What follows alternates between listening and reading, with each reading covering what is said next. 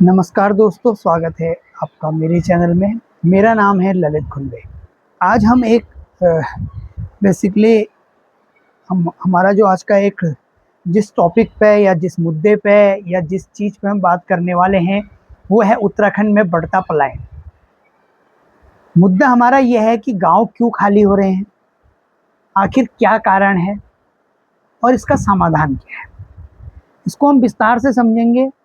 Video को last तक देखना, बहुत सारी चीज़ें इसमें आपको समझ में आएंगी जो मैंने फील किया है। बेसिकली मैं भी एक प्रकार से पलायन का ही इसको शिकार कह सकते हैं या औरों की भांति कह सकते हैं। क्या कह सकते हैं वो तो अभी जब हम इस पूरे मुद्दे पर बात करेंगे तो तभी इस चीज़ को हम समझेंगे। तो ये जो मुद्दा है ये लगभग, यदि मैं उत्तराखंड की बात कर रहा हूँ यहाँ पर पलायन में, इसी तरीके से जो हमारे पहाड़ी क्षेत्र होते हैं, क्या हो सकता है ये और राज्यों की भी स्थिति रही हो, लेकिन बेसिकली मैं उत्तराखंड से हूँ और मैं उत्तराखंड के इसी मुद्दे से अपनी इस बात को शुरू कर रहा हूँ कि पलायन। उत्तराखंड में कई गांव हैं जहां आज यदि हम बात करें तो सुबह शाम लोगों की आवाज़ें गूंजती थी, बच्चे खेलते थे, खेतों में काम होता था, आंगन भरे रहते थे। सभी लोग, जो लोग भी पहाड़ों से जुड़े हैं, उन लोगों ने सबने ये चीज़ें महसूस करी हैं। आज वहीं घरों में कहीं ताले लगे हुए हैं, कहीं ताले तो छोड़िए, किसी मकान की छत नहीं है, आंगन में बिल्कुल ऐसा मतलब घास वगैरह हो रखी है कि लगता है कि पता नहीं कितने समय से नहीं कोई यहाँ पे आया है, ना कोई कुछ। तो धीरे धीरे जो गांव हैं वो हमारे खाली होते जा रहे हैं। ये सभी लोगों के साथ, सभी गांवों में, किसी गांव में ज़्यादा है, किसी गांव में कम है। ये थोड़ा बहुत इसमें डिफरेंस वगैरह हो सकते हैं, लेकिन ये पूरे उत्तराखंड की कहानी है। इस पे बहुत सारे लोग बात करते हैं। जो लोग राजनीति में आना चाहते हैं वो राजनीति पॉइंट ऑफ व्यू से बात करते हैं। वो एक दूसरी सरकारों पे आरोप लगाते हैं, बीजेपी वाले कांग्रेस पे, कांग्रेस वाले बीजेपी पे, हमारे यहाँ के क्षेत्रीय दल हैं, वो सब लोग इन चीज़ों पे बात करते हैं। लेकिन जब भी वो लोग सत्ता में आते हैं तो फिर इस चीज़ को वो सभी लोग भूल जाते हैं, क्योंकि ये मुद्दा केवल चुनाव में एक जीतने का मुद्दा है, वोट को पाने का मुद्दा है। लेकिन असल समस्या ये नहीं है कि आपने वोट ले लिया, वोट लेने के बाद इस टॉपिक पे कोई काम बात करना नहीं चाहता है। और क्यों नहीं चाहता है, उसके पीछे भी जो कारण है, जो मैंने महसूस किया, जो कारण वो ये है कि ये आज की डेट में एक जटिल मुद्दा है। देखो, पलायन कैसे रुकेगा, रुक सकता है, नहीं रुक सकता है, इस पे मैं भी नहीं कह सकता हूँ। हाँ, इतना है कि यदि हम लोग और जिनको हम राजनीति में चुनते हैं, चाहे वो हमारे विधायक हों, चाहे हमारे सांसद हों, चाहे हमारे त्रिस्तरीय पंचायत उसके जो प्रतिनिधि हों वो हों, ये सभी लोग यदि इस चीज़ पे एक मंच में आके बात करें तो कुछ हद तक इस पे हम कामयाब हो सकते हैं। जो मैंने फील किया, क्योंकि मैं, ऐसा नहीं है, मैं भी अभी शहर में बैठा हूँ, शहर से ही वीडियो बना रहा हूँ। आज तक मैं भी इस मुद्दे को गंभीरता से नहीं लेता था या मैं इस टॉपिक पर कभी बात करता नहीं था। लेकिन धीरे धीरे जब हम अपने पहाड़ों की ओर जाते हैं, वहाँ एक दिन दो दिन रहते हैं, तो आज हमारा वहाँ पर मन लगने लगता है कि यार काश हमारी कहीं यही जॉब होती और हमें यही कुछ पैसे मिल जाते, तो यार यहाँ तो बहुत बढ़िया था, अपना सुकून था। गर्मी के दिनों में गर्मी नहीं, जाड़ों के दिनों में जाड़ा है तो उसके काफ़ी सारे उपाय हैं, वो भी ऐसे उपाय हैं जो फ्री के उपाय हैं। जाड़ों में यदि आप शहरों में रहोगे तो हीटर जलाना पड़ेगा, गर्मियों में आप शहरों में रहोगे तो एसी चलाना पड़ेगा। बिना एसी के काम चल नहीं सकता है, बिना हीटर के काम चल नहीं सकता है। तो हर चीज़ के लिए यहाँ पर कुछ ना कुछ आपको, वहाँ पे आपको सब चीज़ें हैं, सूखी लकड़ियाँ हैं, उनको लाओ, जलाओ, आग सेक लो। गर्मियों में गर्मी लग रही है, किसी पेड़ के छांव के नीचे चले जाओ, ठंडी हवाएं आएंगी। पहले यदि आपके घरों में खिड़कियां हैं वही खोल लोगे तो दिन में शहरों की तरह ऐसा नहीं है कि हवाएं तो चल रही हैं लेकिन लू की तरह चल रही हैं, तो इस तरीके की चीजें वहां पर नहीं होती हैं। तो वो महसूस हुआ, लेकिन शहरों की ओर फिर भी आना पड़ रहा है। कारण है कि वहां रहें तो करें क्या, करें यदि खेती की ओर फिर से दोबारा बढ़ते हैं वो भी एक ऑप्शन है, लेकिन उसमें भी बहुत सारी चीजें हैं कि खेती करनी है, उसके पीछे लगना है, इस तरीके से लगना है कि रिजल्ट क्या होगा ये बिना सोचे लगना है, क्योंकि मेहनत ज्यादा है, आउटपुट थोड़ा कम मिलेगा। क्योंकि एक तो जमीन जो है वो इतनी बंजर हो चुकी है कि उसको आप यदि आबाद करना चाहते हो तो उसमें भी आपको पूरे कम से कम 2-4 महीने का समय लगेगा। दूसरा, वो आज संसाधन नहीं है। यदि आपको आज की डेट में अपने खेतों पे उनको खोदना है या उनमें हल जुताई करनी है तो आपके पास आज गांव में बैल नहीं है, क्योंकि लोग पालना ही नहीं चाहते, क्योंकि लोग ही नहीं है तो बैल रख के करेंगे क्या। उनको पता है कि इन बैलों का कुछ यूज है नहीं। ट्रैक्टर वगैरह के लिए पर्याप्त रोड वगैरह नहीं है खेतों तक, सीढ़ीदार खेतें हैं।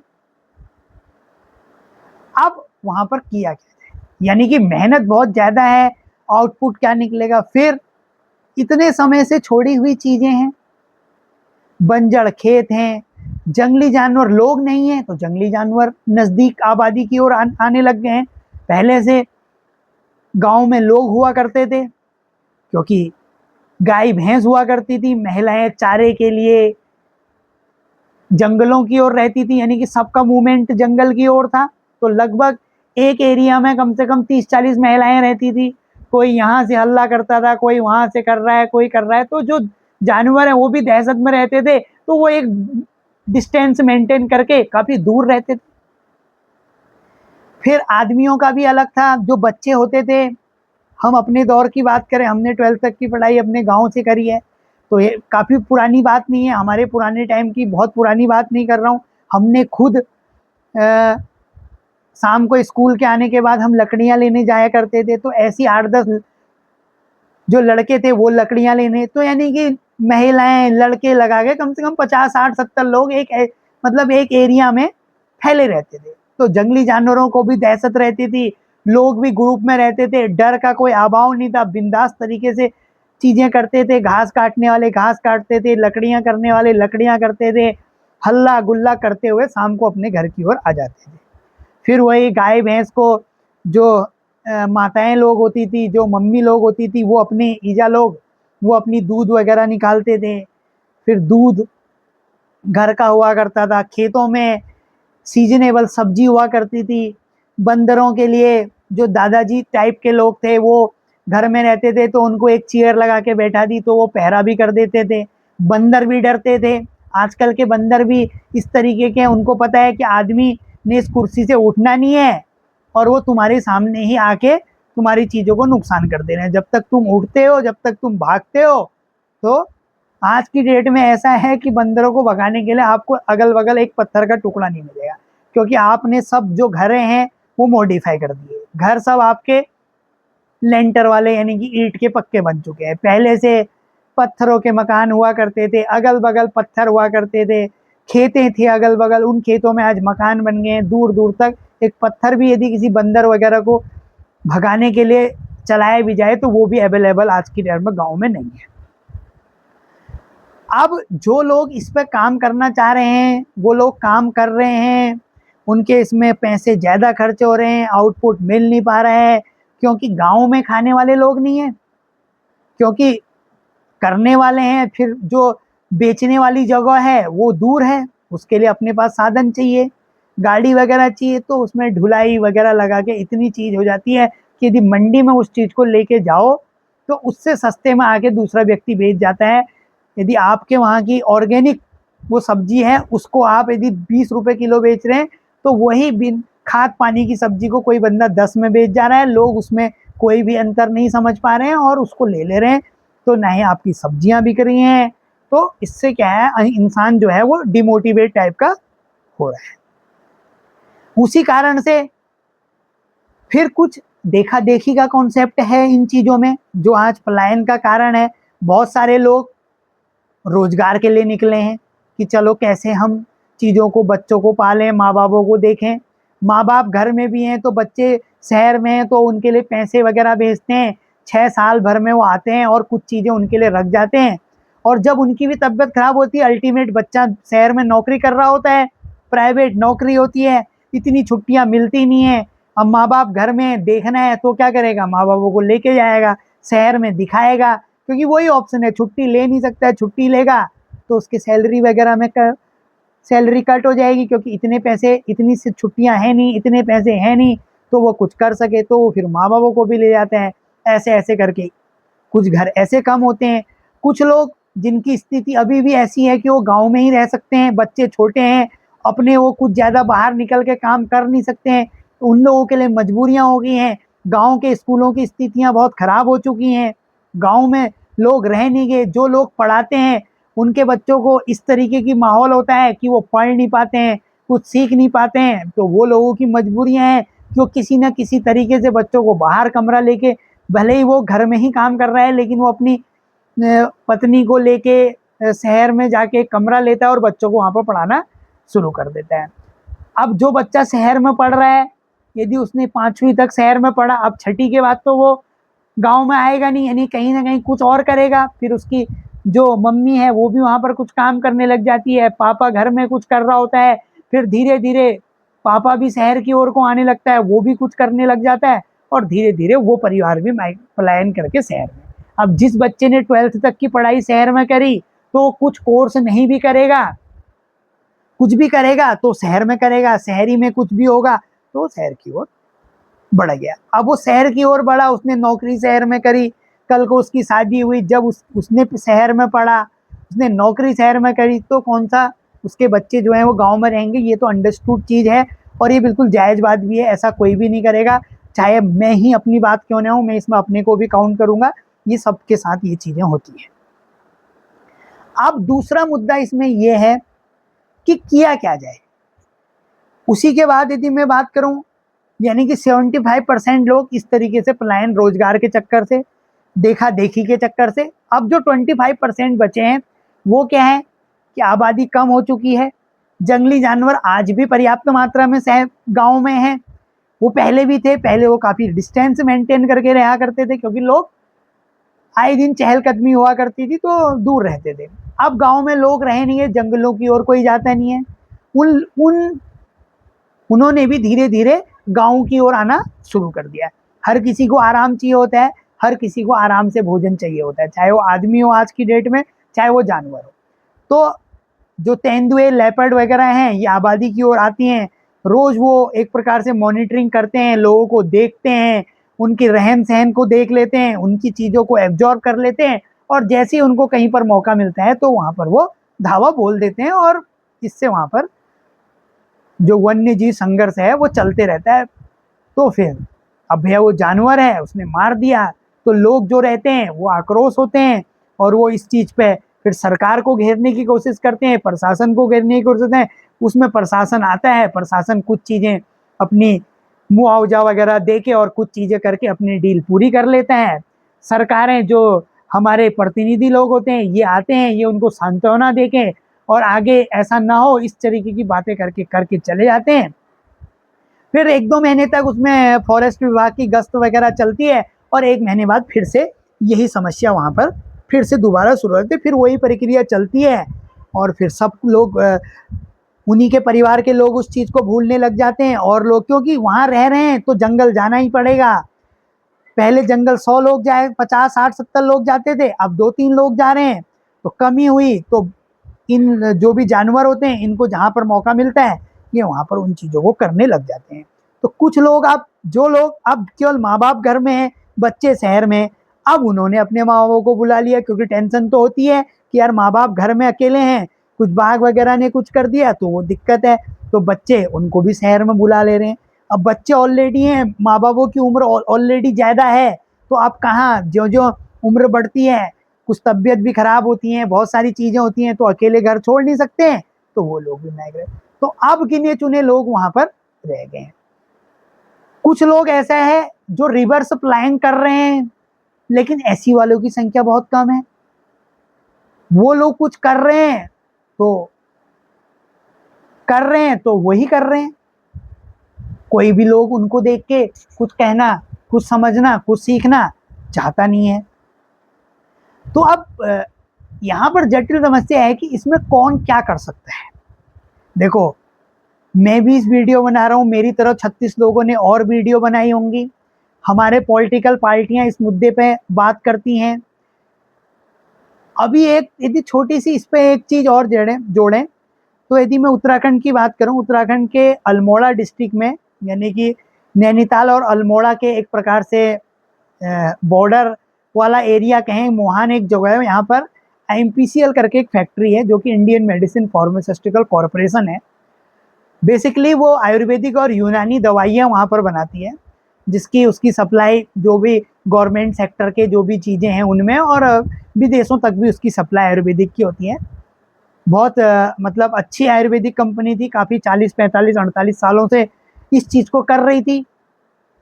डेटा के अनुसार यदि मैंने भी उसके डेटा को चेक करने की कोशिश करी तो 3 सालों का मैंने डेटा उसका चेक करा, तो पाया गया कि वो प्रॉफिट में भी चल रही थी, सब कुछ अच्छा चल रहा था।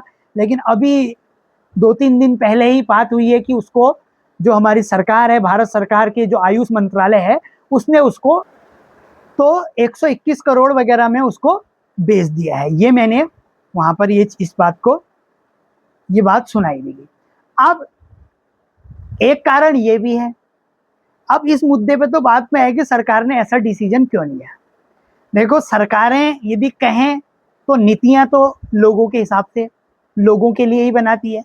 सरकार, हम हैं तभी सरकार है, ये बात आपने सुनी होगी। लेकिन अब इसके पीछे तथ्य क्या है, इस पे एक बेसिकली मैं इस पे एक वीडियो और बनाऊंगा। मेरा मुद्दा यहाँ पर ये है कि अब अभी डायरेक्ट इनडायरेक्ट रूप से उस कंपनी से बहुत सारे लोग जुड़े हुए थे, बहुत सारे लोग जुड़े थे।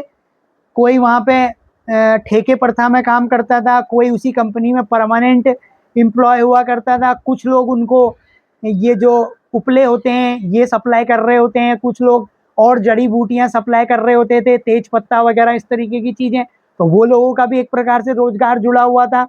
कुछ लोगों ने गाय इसलिए भी पाली थी कि चलो अपना दूध भी हो जाएगा और जो गोबर होगा उसके उपले बना के फैक्ट्री में चले जाएंगे, तो एक वो भी रोजगार था। लेकिन जब से इस फैक्ट्री का निजीकरण हुआ, हो सकता है, अब देखो फैक्ट्री, दूसरी फैक्ट्री आएगी, वर्करों की जरूरत तो उसको भी होगी, लेकिन वो किस तरीके से वर्कर लाता है, क्या उसकी पॉलिसी होती है, पुराने वर्कर रहते हैं नहीं रहते हैं, क्या वो करता है, वो तो वक्त बताएगा। लेकिन अभी जो लोगों के अंदर ये है कि हर किसी के अंदर होता है, यदि वो कितने सालों से कहीं पर जुड़ा है, तो अब जो दूसरा आएगा वो उनका रिव्यू करेगा, रिव्यू करने में हो सकता है थोड़ा बहुत अंतर मिले तो बाहर का रास्ता भी तय करा सकता है। तो ये, तो यहाँ पर ये भी है कि जब कोई जमी हुई चीजें थी, अब वो भी नहीं रही, आप नए लाने की बात कर रहे हो तो नए कैसे आएंगे। जब पुरानी चीज उस जगह पे नहीं चल पाई जो इतने समय से चल रही थी, तो क्या नई चीज कैसे चलेगी। और नई चीज लाओगे तो उसके लिए क्या आपके मानक रहेंगे, आप कैसे जस्टिफाई करोगे कि हमने इस कंपनी को इस आधार पर बेचा और इस कंपनी को हम इस आधार पर यहाँ पर लगाना चाह रहे हैं, तो वो आपको जनता को बताना पड़ेगा। फिर जो कंपनियां आएंगी वो भी अपना, देखो सरकार के कहने से ही कोई कंपनी है, सरकार उनको हो सकता है जो जमीन है वो दे दे बिना टैक्स के कि यार यहाँ पर आप बनाइए, लेकिन वहां तक कच्चे माल, जो कच्चा माल है, रॉ मटेरियल है, उसकी लागत, जो प्रोडक्ट बनेगा उसकी जो आपकी एक प्रकार से जो हम गाड़ियों के द्वारा जो उसकी लागत होगी वो कैसे मेंटेन होगी, क्या पहाड़ों में उस तरीके से कंस्ट्रक्शन कर पाना इजीली है। पता चले उस कंपनी को उस प्लांट को लगाने में, उस चीज को लगाने में इतनी कॉस्ट लग गई कि वो भरपाई उसको, मतलब अब जो वहाँ प्रोडक्ट बनेगा, यदि कोई प्रोडक्ट उसी कंपनी का शहर में बन रहा है, वही प्रोडक्ट यदि पहाड़ में बनने लग जाएगा तो उसकी कीमत में बढ़ोतरी हो जाएगी, तो क्या उसको लोग खरीदेंगे। तो ये सब मुद्दे हैं, इन मुद्दों पे भी हमें चर्चा करनी चाहिए, क्योंकि हमें हर कोई अपने बारे में सोचता है। क्योंकि जब किसी के साथ रोजी रोटी का संकट होता है तो हर कोई सोचता है मैं भी होऊंगा तो मैं भी इसी पॉइंट पर सोचूंगा कि वो चीज़ गलत हुई। गलत सही तथ्यों के आधार पे ही एक प्रकार से सही गलत बताया जा सकता है। तो इस पर विस्तृत बात करेंगे। अभी हमारा मुद्दा पलायन का है, तो हम ये क्या चाहते हैं कि पलायन कैसे रुकेगा, इसमें कौन नीतियां बनाएगा, और हम लोगों की जो लोग हैं पहाड़ से जुड़े हुए वो लोग इसमें क्या कर सकते हैं। मैं इसमें यह भी कह सकता हूं जो पलायन कर चुके हैं, शहरों में रह रहे हैं, हो सकता है उनका शहरों में मकान हो या शहरों में किराए के रूप में रह रहे हैं, अच्छी बात है, अपना मकान बनाइए, शहरों में रहिए, नौकरी कीजिए, अपने बच्चों को अच्छी एजुकेशन दीजिए।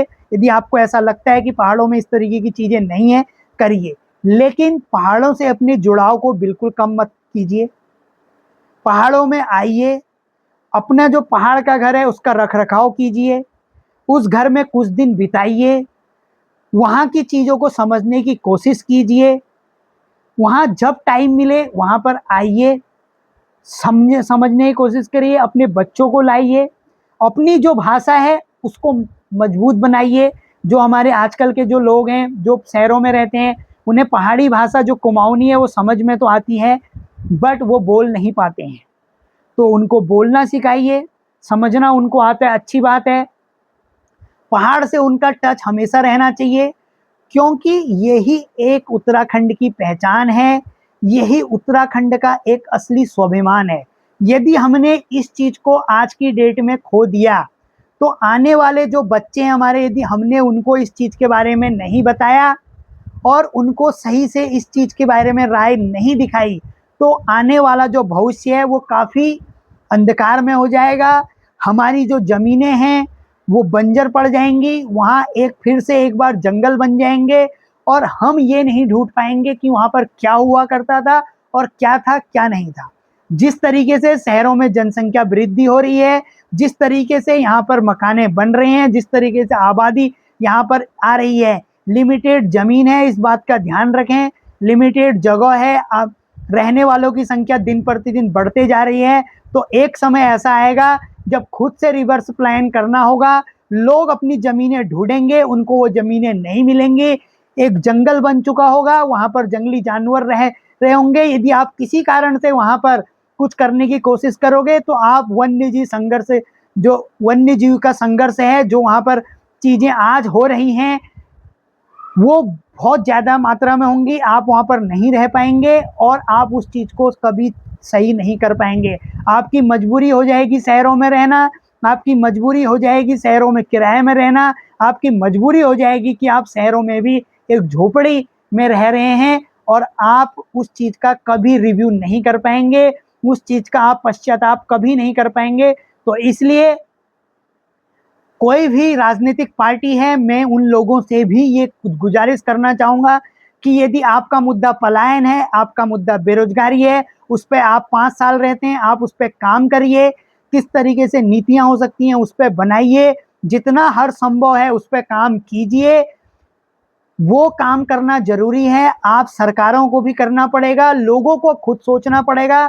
लोग अभी नहीं समझे, यदि आप अपनी भाषा, अपनी बोली, अपनी संस्कृति, अपनी इन चीज़ों को यदि आज हमने नहीं बचाया तो आने वाला जो भविष्य है वो हमारे बच्चों का अंधकार में डूब जाएगा। हो सकता है कोई इस तरीके का कोई और रिवर्स प्लान करके वहाँ पर आबाद कर रहा हो, तो उन्हीं के वहाँ हमारे ही जो उत्तराखंड के गांव वगैरह हैं वहाँ हमें किराए में रहना पड़ सकता है, ऐसी स्थिति भी आ सकती है, क्योंकि वक्त बदलने में कोई टाइम नहीं लगता है। किसी ने नहीं सोचा था कि आज शहरों में इतनी आबादी बढ़ेगी, शहरों में ज़मीनों के रेट इतने आसमान छूने लगेंगे, किसी ने नहीं सोचा था।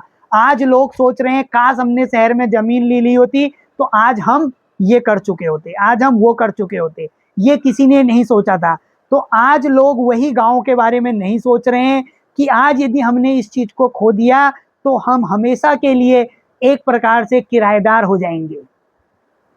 हम शहरों में भी किराएदार हैं, यहाँ यदि किसी का ज़मीन है, यदि उसका घर भी है तो आज वो घर खुद के ना होने के खुद का भी नहीं है, कुछों का वो घर पे लोन चलता है, कुछ वो बैंक के रूप में देते हैं। कुछ लोग, जो लोगों के घर हुआ करते थे जिस पे कोई लोन नहीं था, किस पे कोई कुछ नहीं था, वो घर हमने आज बंजर छोड़ दिए हैं और शहरों में आके जमीन लेके उन पे बैंकों से लोन लेके उस पर घर बना दिया है। तो मैं यहाँ पर, मेरा मुद्दा सिर्फ ये है कि इसमें सभी लोगों को, खास तौर पे जो हमारे जो लोग हैं, जो लोग अभी पहाड़ों में हैं, उनका तो मैं बहुत बहुत धन्यवाद करना चाहता हूँ कि वो आज भी पहाड़ों में बने हैं। कैसे बने हैं, क्या बने हैं, वो लोग भी इस चीज़ को समझते होंगे। जो लोग शहरों में हैं, पढ़ाई कीजिए, नौकरी कीजिए, घर बनाइए, लेकिन पहाड़ को उसी तरीके से एक प्रकार से सींचे रखिए जैसे जिस तरीके से हम, कोई पेड़ है उसको यदि सुबह शाम हम कभी पानी दें, लेकिन जब पेड़ बड़ा हो जाता है तो सुबह शाम नहीं भी दें, कम से कम 1 महीने 2 महीने में यदि हम उसको खाद वगैरह या उसकी चीज़ों को सही करते रहें तो वो जो पेड़ है वो बना रहेगा, कभी सूखेगा नहीं और हमेशा आपको एक छाया देते रहेगा। उसी प्रकार से हमारे पहाड़ों के घर हैं, ये आपको हमेशा छाया और एक आशीर्वाद टाइप का देते रहेंगे। तो इनसे जुड़िए, यही पलायन का मेन मुद्दा है और कोई कारण नहीं है। इसमें हम सब लोग हैं, मैं भी हूँ, पूरा सिस्टम है और जितने भी लोग यहाँ से रिवर्स पलायन, जो पलायन कर चुके हैं शहरों की ओर, तो ये लोग एक दिन रिवर्स पलायन करेंगे, लेकिन तब तक बहुत देर हो चुकी होगी। तो एज ए, मतलब मैं उत्तराखंड का होने के नाते, खुद शहर में रहने के नाते, मैं आज इस चीज़ को फील कर चुका हूँ और कर रहा हूँ। और मैं हर संभव इस चीज़ पर फोकस करना चाहता हूँ कि मैं अपने गाँव को 2 महीने 3 महीने में जाऊँ, वहाँ पर रहूँ, उस चीज़ को फील करूँ, जो लोग रह रहे हैं उनकी परेशानियों को समझूँ और वहाँ से मेरा एक लगाव बना रहे। आने वाले मेरे जो भविष्य हैं, मेरे बच्चे वगैरह हैं, उनका मैं लगाव वहाँ पर बनाए रखूँ, जिससे कि वो एक चैन श्रृंखला बनती रहे, मेरे बच्चों के बच्चे इस तरीके से सब चीज़ें मिलती रहें और सब चीज़ें होती रहें। तभी हम, क्योंकि वो हमारी जड़ है, यदि हम किसी की जड़ को ख़त्म कर देते हैं तो फिर वो पेड़ मेंटेन नहीं रहेगा। ये सब जानते हैं, ये जानते हुए भी ये सब कुछ गलतियां कर रहे हैं। तो इसमें मैं सभी लोगों से आग्रह करूंगा कि इस पे विशेष ध्यान दें। सरकार अपना काम करे, लोग अपना काम करें और यदि सब अपना काम करने लग जाएंगे तो पलायन रुकेगा भी और बहुत हद तक इस पे हम कामयाब हो पाएंगे। जय हिंद, जय उत्तराखंड, जय भारत।